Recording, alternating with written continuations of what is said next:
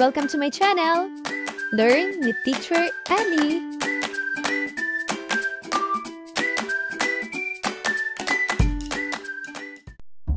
Grade 3, Revised K-12 Curriculum, ikalawang quarter, Good Manners and Right Conduct, Week 2, Day 1. Mga layunin, nakakikilala ng pagkikipag-ugnayan sa bawat kasapi ng pamilya at natutukoy ang wastong pagkikipag-ugnayan sa bawat kasapi ng pamilya ay daan upang malinang ang pagmamahalan at pagkakaunawaan. Magandang araw sa inyong lahat! Kumusta kayo ngayong araw? Bago tayo tuluyang tumungo sa ating aralin ngayong araw, maaari bang magbahagi ka ng inyong mga hobbies o mga bagay na madalas o kinahihiligan ninyong gawin? Ibahagi rin kung ito ay ginagawa ninyo kasama ang inyong pamilya.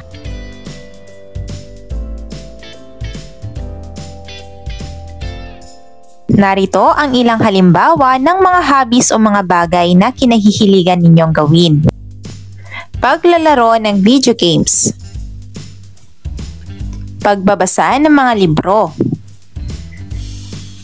panonood ng mga palabas sa telebisyon o sa cellphone, pagbibisikleta, at paglabas kasama ang buong pamilya. Mayroon din bang ibang mag-aaral ang gumawa ng kaparehong aktibidad sa kanilang tahanan?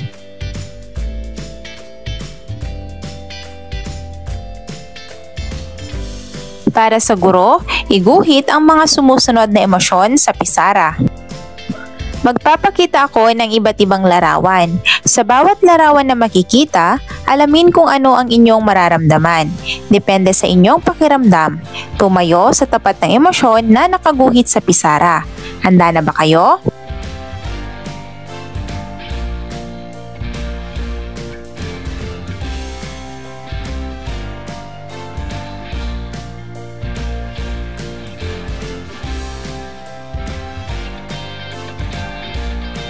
Ngayong araw ay pag-uusapan natin at tutukuyin ang mga paraan ng pagkikipag-ugnayan sa loob ng tahanan na dahilan upang malinang ang pagmamahalan at pagkakaunawaan sa pamilya. Ngayon ay ating pag-usapan ang ilang salita upang mas maunawaan ang aralin. Pakikipag-ugnayan. Ano para sa inyo ang kahulugan ng salitang nakasulat o inyong binasa?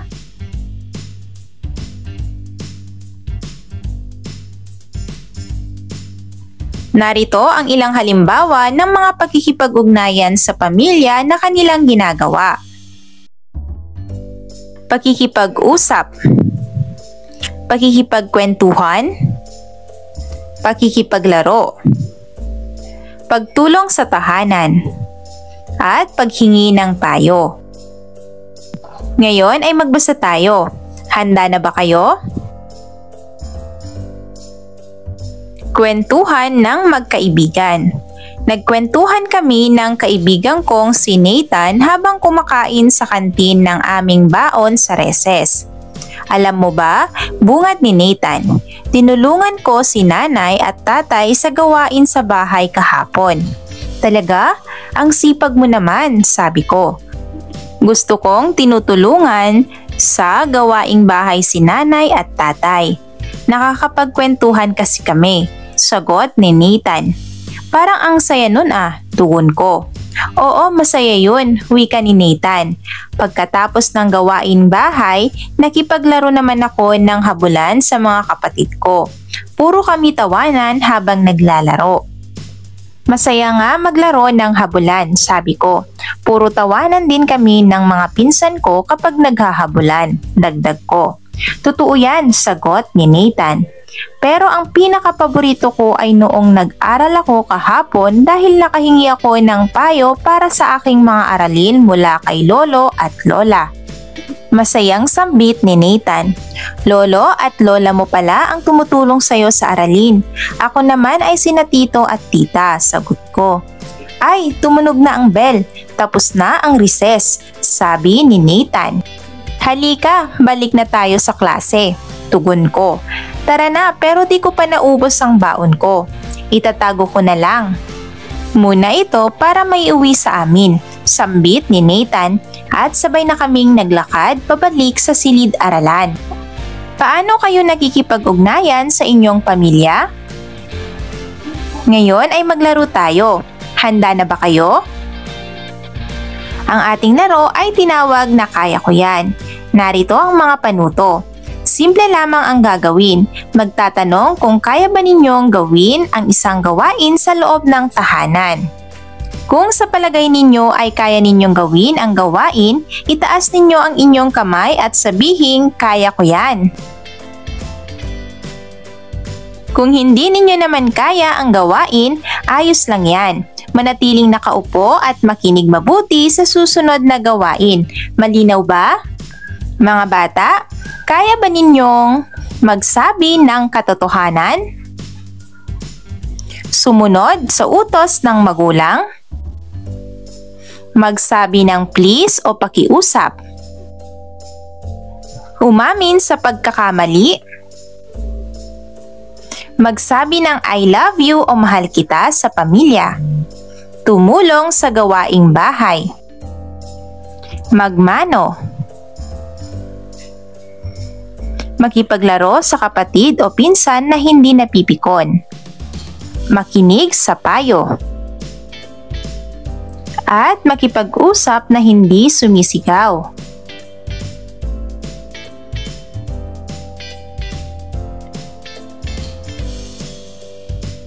Narito ang unang gawain, mga panuto. Kumuha ng isang pirasong papel at isulat ang iyong pangalan. Maglista ng mga paraan ng pagkikipag-ugnayan sa pamilya na iyong ginagawa o nagagawa. Hanggang 10 lamang ang maaaring ilista. Maaaring hindi umabot sa 10 ngunit dapat ay hindi bababa sa 5 ang nasa listahan.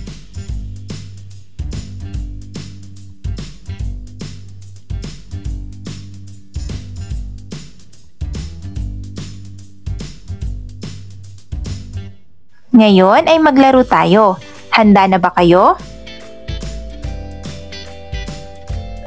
Ang ating laro ay tatawaging Kaya Ko Rin Yan. Simple lamang ang ating gagawin. Mula sa mga nailista ninyong paraan ng pakikipag-ugnayan sa pamilya na inyong nagagawa, pipili kayo ng isa at sasabihin ninyo sa inyong katabi na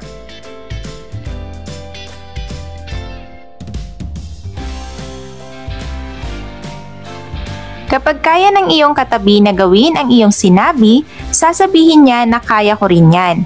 Pagkatapos noon ay siya naman ang pipili mula sa kanyang listahan at magtatanong sa katabi.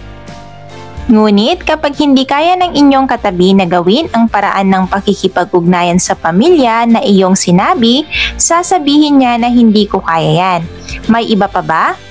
Kapag ganito, kailangan ninyong pumili ng iba mula sa iyong listahan at tanungin ulit ang inyong katabi. Malinaw ba? Subukan natin. Kaya kong tulungan ang aking tatay na magkumpuni ng bentilador. Kaya mo ba yon?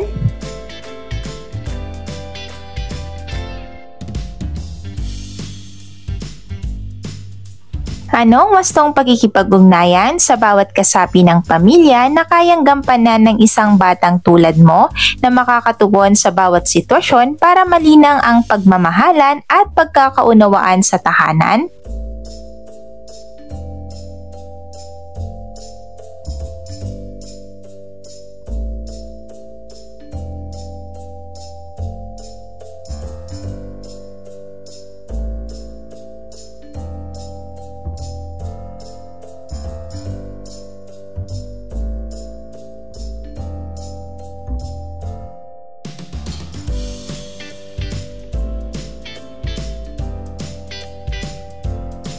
Lagyan ng check kung sa tingin ninyo ay wastong pamamaraan ng pakikipag-ugnayan sa pamilya at X kung sa tingin ninyo ay hindi wastong pamamaraan ng pakikipag-ugnayan sa pamilya.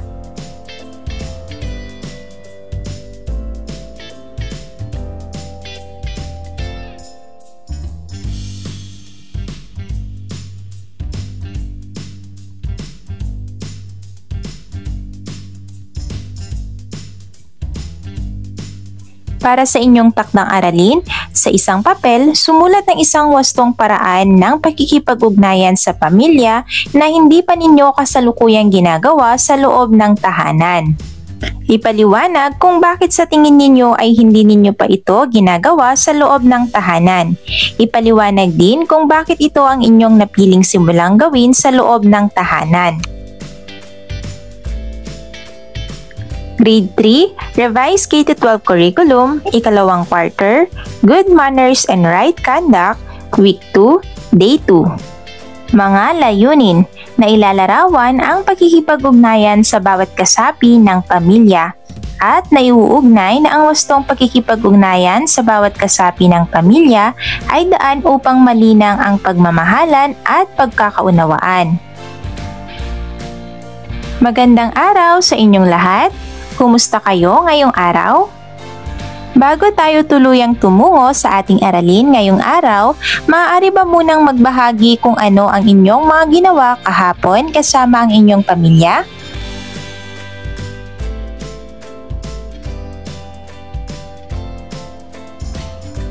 Narito ang ilang halimbawa ng inyong mga sagot.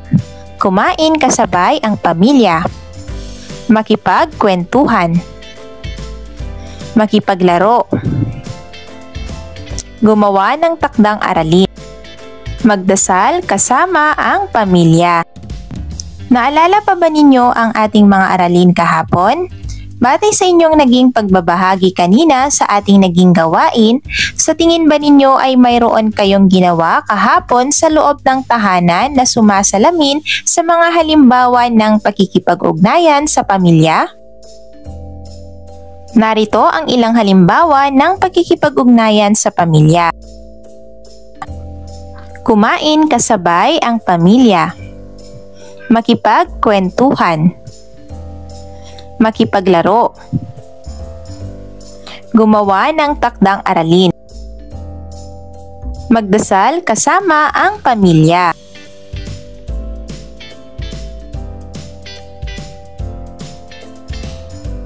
Bilang paghahanda sa ating aralin ngayong araw, ako ay magbibigay ng ilang mga sitwasyon at kailangan isadula kung paano niyo ito isinasagawa sa loob ng inyong tahanan.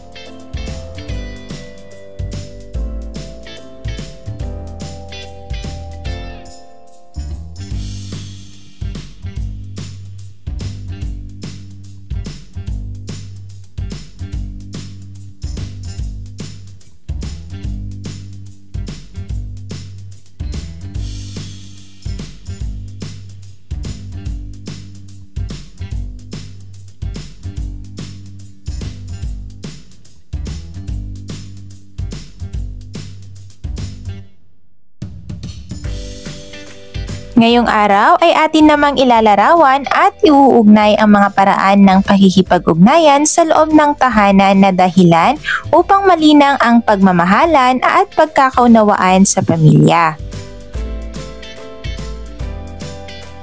Ngayon ay ating pag-uusapan ang ilang salita upang mas maunawaan ang aralin. Pakikipag-ugnayan. Paglinang. Sagutin ang mga tanong. Ano ang kahulugan ng mga salitang nakapaskil sa pisara? Ano sa tingin ninyo ang kaugnayan ng mga salita sa isa't isa?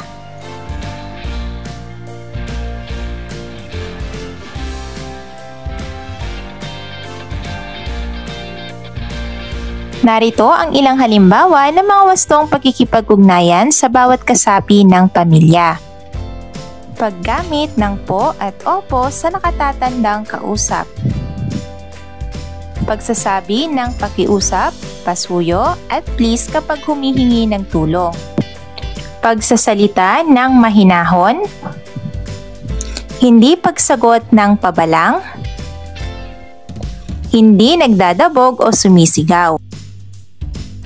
Magbasa tayo. Handa na ba kayo? Paghingi ng tulong sa pag-aaral. Umuwi si Nathan mula sa paaralan. Narito na po ako, sabi niya habang papasok sa pintuan. Maligayang pagbabalik, tugon ng mga tao sa loob ng tahanan. Dali-daling lumapit si Nathan sa kanyang nanay, tatay, lolo, lola at tito upang magmano. Mano po, sambit ni Nathan habang nagmamano sa bawat isa. Salamat po sa pagsundo sa akin sa eskwela ngayong araw, tita. Wika ni Nathan sa kanyang tita na kakapasok pa lamang ng bahay. Walang anuman, Nathan, sagot ng kanyang tita. Matapos magbihis ng damit pambahay, nilapitan ni Nathan ang kanyang ate. Ate, pakiusap. Pwede ba akong magpatulong sa takdang aralin namin? Medyo nahihirapan kasi akong intindihin kung ano ang gagawin. Ani ni Nathan. Naku Nathan, pasensya ka na dahil hindi pa kita matutulungan ngayon. Hindi pa rin ako tapos sa pinag-aaralan ko. Sagot ng kanyang ate. Walang anuman ate, naiintindihan ko. Tugon ni Nathan. Sunod na nilapitan ni Nathan ang kanyang kuya. Kuya, pakiusap, pwede ba akong magpatulong sa takdang aralin namin? Medyo nahihirapan kasi akong intindihin kung ano ang gagawin. Ani Nathan. Sige Nathan, pero pwede ba na maghintay ka ng mga 10 minuto?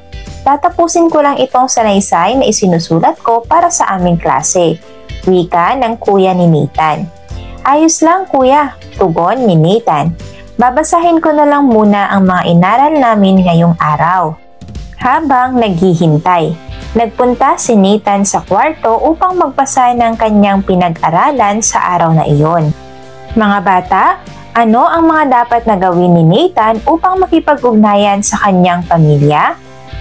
At paano kayo nakikipag-ugnayan sa mga kasapi ng inyong pamilya?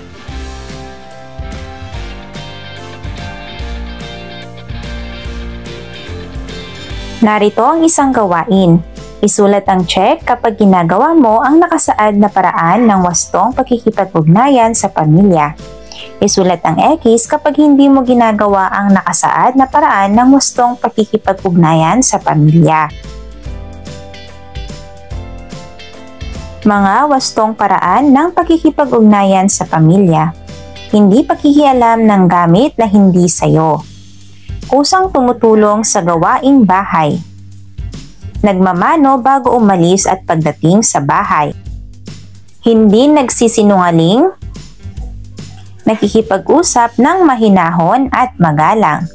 Hindi nandaraya sa pakikipaglaro. Sumusunod sa utos. Nakikinig sa payo ng magulang. Hindi nagtatago ng sikreto sa magulang. At hindi sumisigaw sa kausap. Sino ang nagmarka ng check sa pakikipag-ugnayan? Paano mo ginagawa ang pakikipag-ugnayan? Sino naman ang sumulat ng X sa pakikipag-ugnayan? Bakit hindi mo ginagawa ang pakikipag-ugnayan?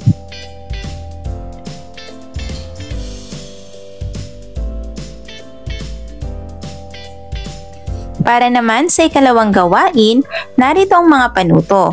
Una, punan ang patlang ng paraan ng wastong pakikipag-ugnayan sa pamilya na iyong nais na gawin. Pangalawa, ibahagi sa klase kung bakit nais mong gawin ang isinulat mong paraan ng wastong pakikipag-ugnayan sa pamilya kapag natawag ng guro ang iyong pangalan.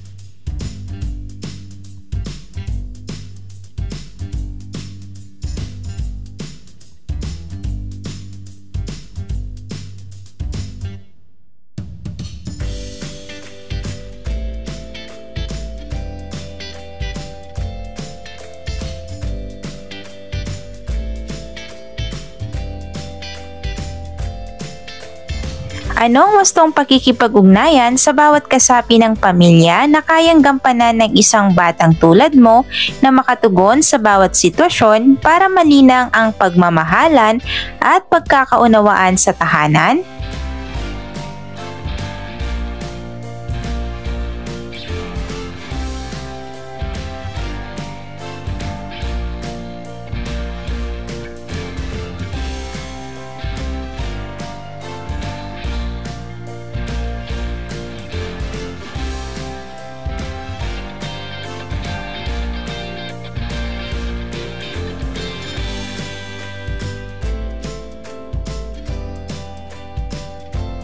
Sa iyong sagutang papel, sumulat ng 5 halimbawa ng mga gawain sa bahay na hindi sumasalamin sa wastong pamamaraan ng pakikipag-ugnayan sa pamilya.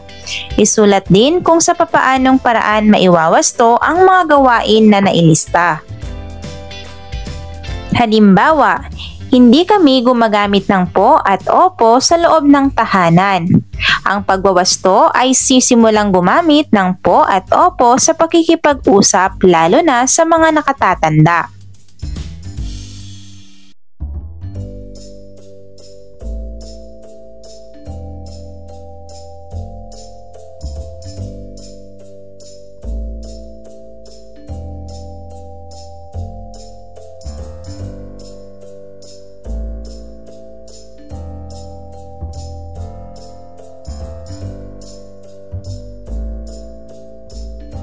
Narito naman ang inyong takdang aralin.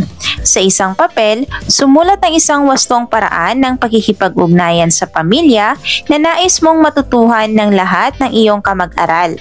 Ipaliwanag kung bakit sa tingin mo ay mahalaga itong matutuhan ng lahat ng iyong kamag-aral o lahat ng kabataan. Grade 3, Revised K-12 Curriculum, ikalawang quarter, Good Manners and Right Conduct, Week 2, Day 3.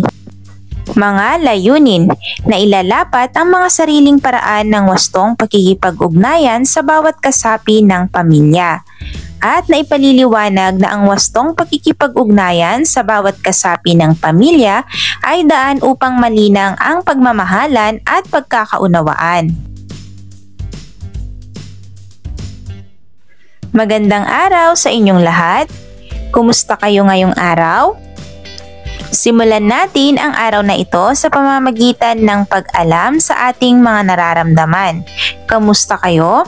Maaari bang gawin ang mga sumusunod na aksyon depende sa inyong kasalukuyang nararamdaman? Narito ang mga halimbawa ng aksyon at emosyon.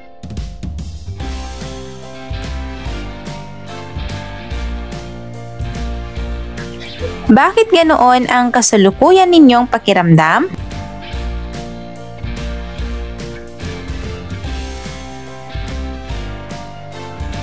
Naalala pa ba ninyo ang ating mga aralin kahapon?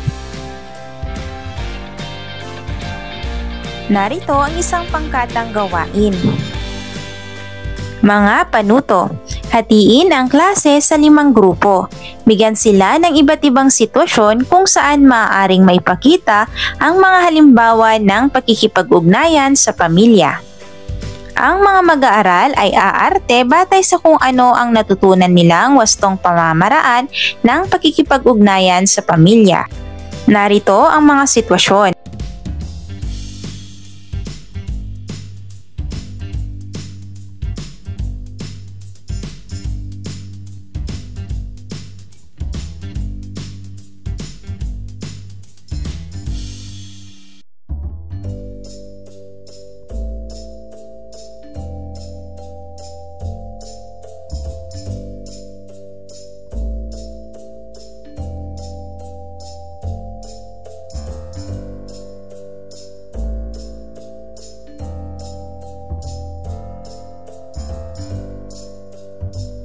Para sa guro, bilang paghahanda sa ating aralin ngayong araw, isusulat natin sa isang bahagi ng pisara ang mga miyembro ng inyong pamilya. At sa kabilang bahagi naman ay isusulat natin ang mga gawain na madalas ninyong gawin kasama ang bawat kasapi ng pamilya.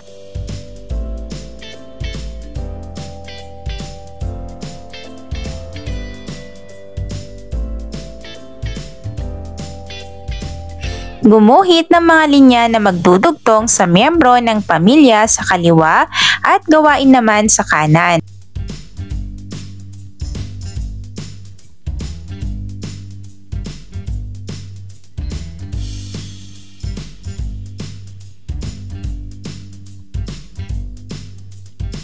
Ngayong araw ay atin namang ilalapat at ipaliliwanag ang mga paraan ng pakikipag-ugnayan sa loob ng tahanan na dahilan upang malinang ang pagmamahalan at pagkakaunawaan sa pamilya.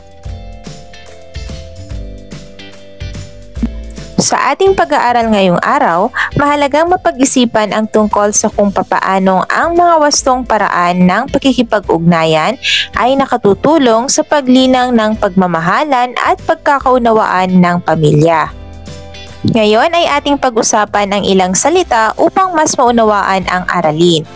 Pakikipag-ugnayan, paglinang, pagmamahalan. Sagutin naman ang mga tanong.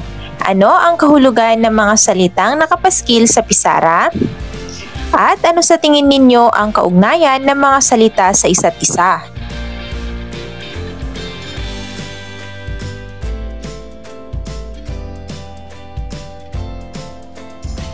Paano ka makikipag-ugnayan batay sa mga sitwasyon?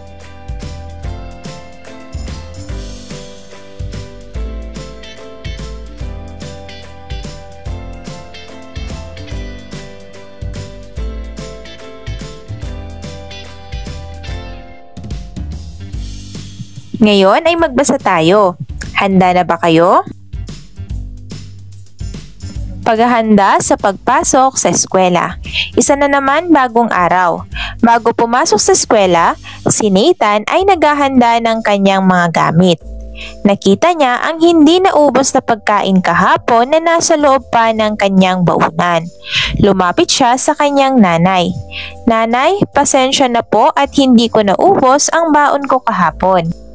Nagipagkwentuhan po kasi ako sa kaibigan ko at tinabutan na ng oras ng tapos ng recess. Paliwanag ni Nathan. Ayos lang anak, sagot ng nanay ni Nathan. Siguraduhin mo lang na uubusin mo ang baon mo ngayong araw. Bilin pa ng nanay niya. Opo, makakaasa po kayo. Pangako ni Nathan. Ito na ang baon mo. Sabi ng nanay niya. Salamat po. Tugon ni Nathan. Sunod naman nilapitan ni Nathan ang kanyang tatay. Tatay, handa na po ba kayo? Maaari ninyo na po ba akong ihatid sa eskwela? Tanong ni Nathan. Saglit lang anak, patapos na ako sa kinukumpuni kong bentilador. Sagot ng tatay ni Nathan. Sige po tatay, magpapaalam muna po ako kina lolo at lola, sambit ni Nathan. Pinuntahan ni Nathan ang kanyang lolo at lola na nagpapahinga sa sala. Lolo, lola, papasok na po ako sa eskwela, sabi ni Nathan. Mag-iingat ka apo, wika ng lolo ni Nathan. Pagbutihin mo ang pag-aaral mo, bilin naman ng lola ni Nathan. Opo, masiglang tugon ni Nathan. Mano po lolo at lola, dagdag pa niya.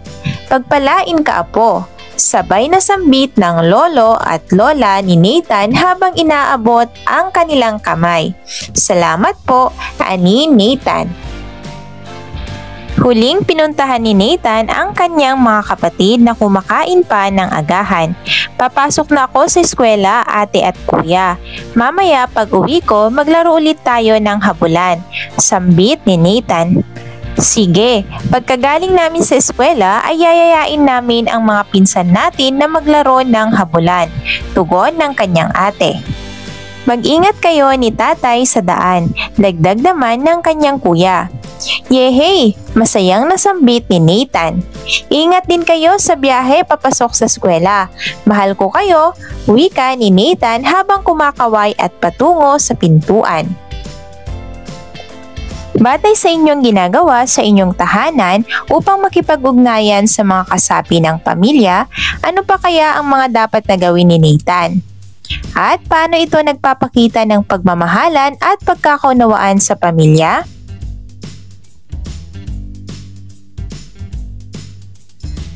Narito ang isang gawain, mga panuto. Una, basahing mabuti ang bawat pangungusap. Pangalawa, punan ang bawat patlang ng nararapat na paraan ng wastong pagkikipag-ugnayan na nagpapakita ng pagmamahalan at pagkakaunawaan sa pamilya. Pangatlo, sundan ang halimbawa. Pang-apat, huwag mahihiyang humingi ng tulong sa guro kung hindi alam ang gagawin. At pang-lima, subukan natin ang halimbawa.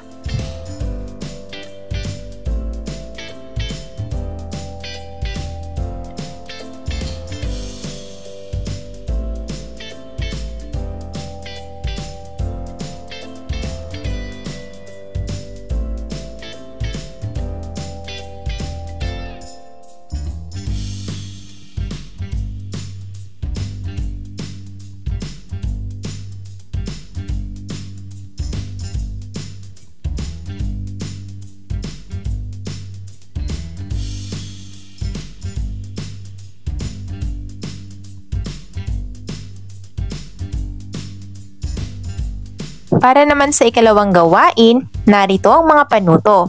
Una, punan ang unang patlang sa pangungusap ng kasapi ng pamilya. Siguraduhin na iba't ibang kasapi ng pamilya ang nakalagay sa bawat bilang. Pangalawa, punan ang ikalawang patlang sa pangungusap ng paraan ng wastong pakikipag-ugnayan sa pamilya na ipinapangako ninyo na gagawin mamaya pag-uwi sa bahay hanggang kinabukasan bago pumasok sa klase. Pangatlo, siguraduhin na ang ilalagay ninyong paraan ng wastong pakikipag-ugnayan ay kaya ninyong tuparin.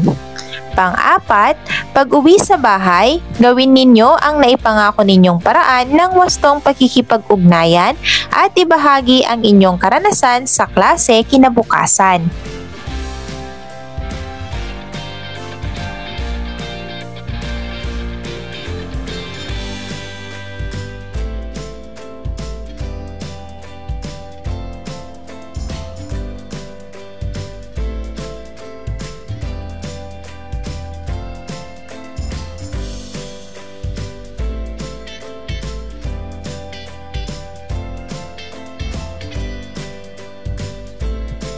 Anong wastong pakikipag-ugnayan sa bawat kasapi ng pamilya na kayang gampanan ng isang batang tulad mo na makakatugon sa bawat sitwasyon para malinang ang pagmamahalan at pagkakaunawaan sa tahanan?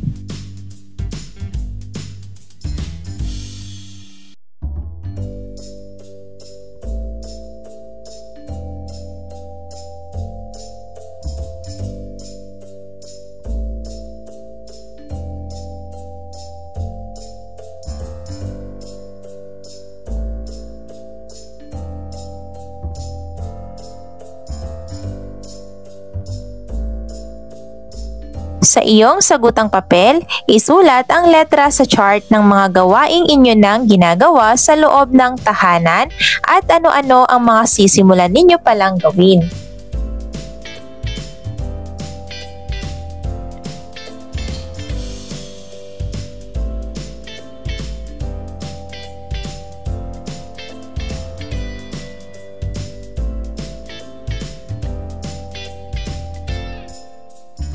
Narito naman ang inyong takdang aralin. Sa isang papel, isulat ang iyong sagot sa mga sumusunod na tanong.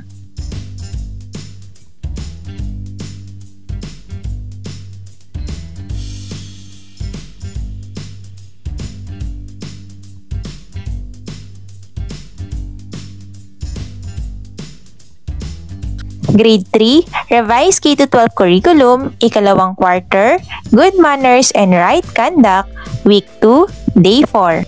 Mga layunin na ipapakita ang pagiging totoo sa pamamagitan ng wastong pakikipag-ugnayan sa bawat kasapi ng pamilya.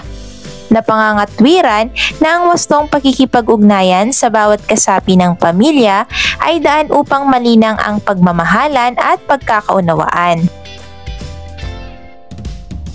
Magandang araw sa inyong lahat! Kumusta kayo ngayong araw?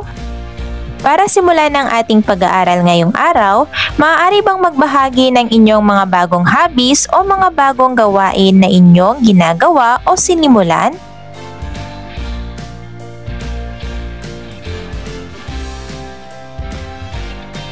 Narito ang ilang halimbawa ng inyong mga bagong hobbies o mga bagong gawain na inyong ginagawa o sinimulan.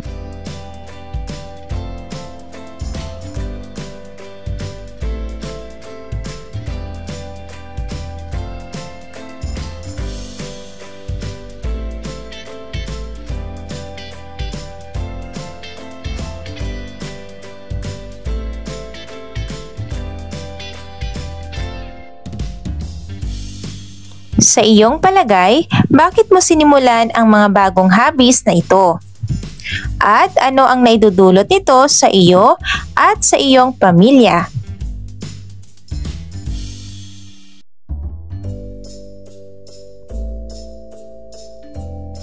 Mga bata, naaalala pa ba ninyo ang ating mga aralin kahapon? Magbibigay ako ng iba't ibang sitwasyon at sagutin kung ito ba ay wastong pamamaraan ng pagkikipag-ugnayan sa pamilya o hindi. Kung ang sagot nyo ay oo o wastong pamamaraan, mag-thumbs up. Kung hindi naman o hindi wastong pamamaraan ay mag-thumbs down.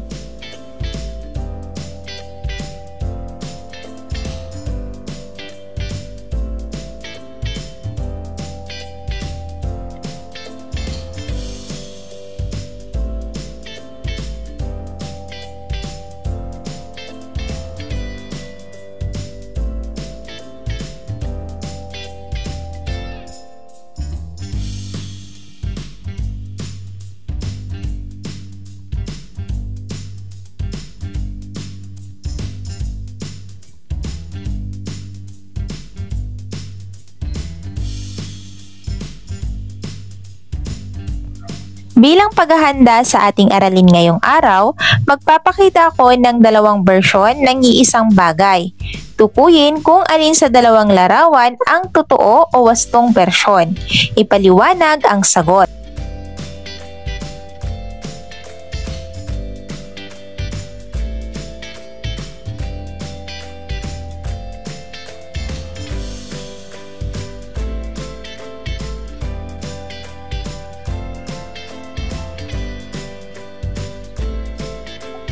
Batay sa ating ginawa, ano ang kahalagahan ng pagiging totoo?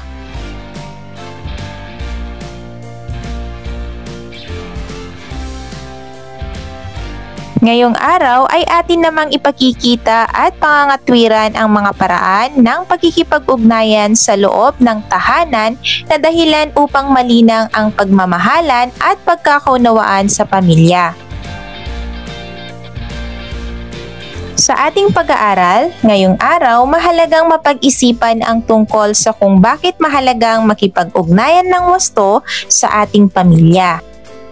Ngayon ay ating pag-usapan ang ilang salita upang mas maunawaan ang aralin. Pakikipag-ugnayan, paglinang, pagmamahalan, at pagkakaunawaan. Mga bata, ano ang kahulugan ng mga salitang nakapaskil sa pisara? Ano sa tingin ninyo ang kaugnayan ng mga salita sa isa't isa? Ano ang inyong pagkakaintindi sa pariralang pagiging totoo?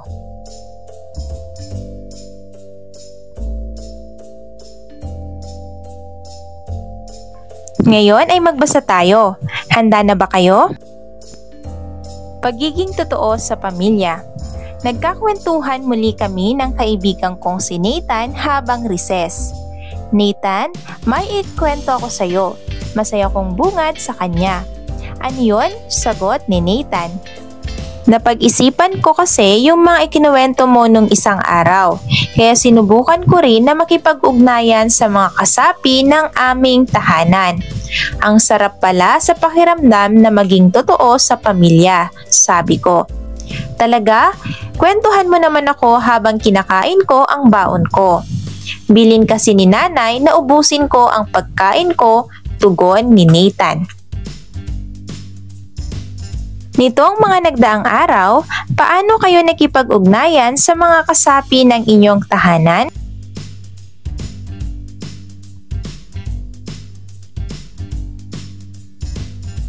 Tayo ngayon ay magkakaroon ng pagbabahaginan. Naalala ba ninyo ang inyong mga ipinangakong gagawin kahapon? Nagawa niyo ba ang mga ito? Makinig tayong lahat sa mga nais magbahagi. Sino ang gustong mauna?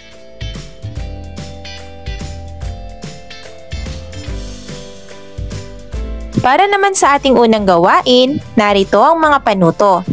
Sagutin ang mga tanong ng malinaw at matapat. Huwag mahihiyang magtanong sa guro kung may tanong na hindi maintindihan. Narito ang mga tanong. Una, ano ang nararamdaman mo habang ginagawa ang paraan ng pakikipag-ugnayan na hindi mo dating ginagawa? Pangalawa, ano ang reaksyon ng kasapi ng iyong pamilya sa iyong ginawa? Pangatlo, ano ang natutuhan mo sa iyong karanasan? Pang-apat, Bakit mahalaga ang pagiging totoo sa pamilya? At panglima, paano mo higit na maipapakita ang pagiging totoo sa pamilya sa mga susunod na araw?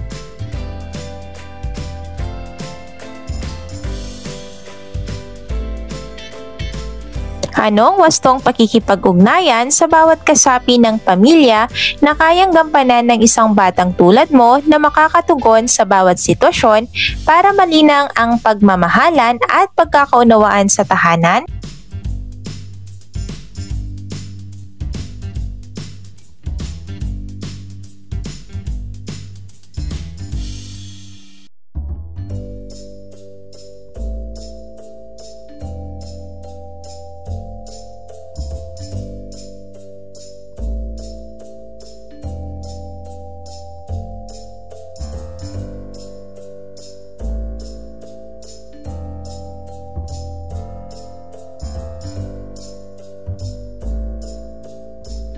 Sa sagutang papel, sagutin ang mga sumusunod na tanong.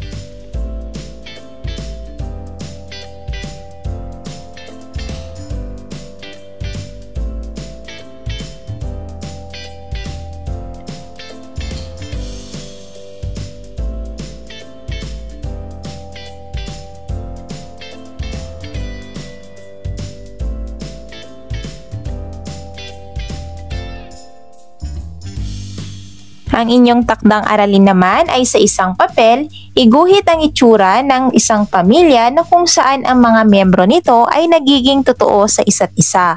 Iguhit ito batay sa iyong pagkakaintindi ng posibleng epekto ng pagiging totoo sa loob ng tahanan. Mahusay mga bata! End of week 2. Thank you for watching! Also, don't forget to like, share, subscribe, and click the notification bell for you to be updated on our latest videos. See you on our next lesson. Goodbye!